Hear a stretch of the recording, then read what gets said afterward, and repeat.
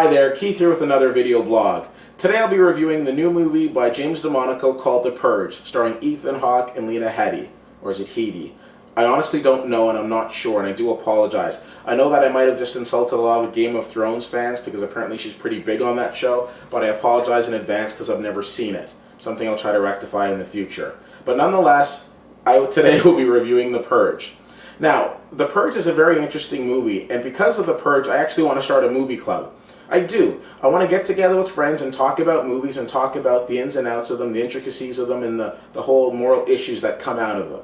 I want to talk about movies like Seven, or like The Usual Suspects. I want to talk about The Purge. You know what? I'd even talk about The Notebook so some of my female friends can explain to me why they like it so much, because I still don't get it. Nonetheless, today we're going to be talking about The Purge.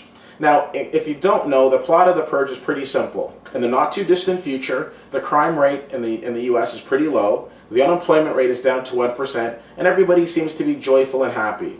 Why is that? Because one day a year for a 12-hour period, all crime is legal. It's an opportunity to purge yourself, to release all of that anger that you've kept bottled up for so long. On this particular Purge night, we were introduced to Ethan Hawke's character, Ethan Hawke's family, I should say. So there's Ethan Hawke, who's in sales, and what he sells is security, home security to be specific, and business is a booming.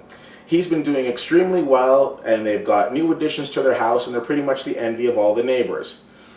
And as a result, you know, what he basically does is he sells to the haves, the people who do have money, who are able to protect themselves on Purge night. But then you've got the have-nots, the people who aren't as fortunate, who pretty much have to run for their lives. Because it's one of those interesting things. Because in this movie, it seems that if you've got money, you're out doing the killing, and if you don't, you better run and hide.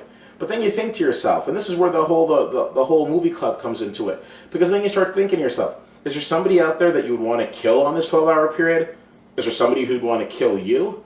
And why are we going straight to killing? If all crime is legal, is there any looting you want to do? Is there any sort of insider trading you want to do? Why do we always go straight to killing? Anyways, so on this particular night, he's there in his house with his family, and they're all secure. Him and his wife, his wife was pretty much right out of the Stepfords, and then they've got their rebellious daughter who's dating an older guy that the parents don't approve of, and then there's also the morally challenged younger son. Younger in the way of early teens, and he's morally challenged because he doesn't really think the Purge is a great idea, and then that's tested later on that evening. One of the have-nots shows up at the end of their driveway looking for shelter because there are people out trying to kill him. And in a moment of weakness, the younger son allows this person to come into the house, and by doing that, sparring a chain of events. The next thing you know, a group of masked rich kids show up at the front door trying to make a deal with the family. Let that guy out and we'll let you live. But if you don't, we're going to come in and we're going to kill everybody.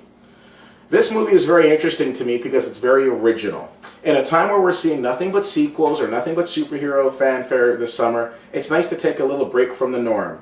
I was treated to such a break from the norm a few weeks ago when I saw Now You See Me, and now it looks like I'm going to be doubly lucky as I get to see The Purge. The Purge is such a fascinating movie because you leave thinking to yourself, what would you do in that situation? What would you do if all crime was legal? Is there somebody out there who'd want to do you harm? Is there somebody that you'd actually want to do harm to? And what about these people who wait all year to do it? What's that about? Anyways, I can't say that I want to go out and kill anybody because that's not really my style, but I think you'd kill to go see this movie. So go check out The Purge. As always, you can check out my blogs on Twitter at CFL_fan, as well as you can check out my Facebook page at facebook.com/WhittyWhittier. Might be coming down with a cold, but I'm still kicking it here in front of the camera. Thank you so much for checking out this blog. I really appreciate it. Go check out The Purge. You'll really enjoy it. I apologize. I gave this movie a B. It was very, it was very enjoyable. There are a couple of plot points that might not have gone all the way through, but overall, I'm going to give it credit for its original concept and for keeping me on the edge of my seat for most of this movie. Check it out. I hope you enjoy it, and feel free to drop me a line. Take care, and I'll see you at the movies.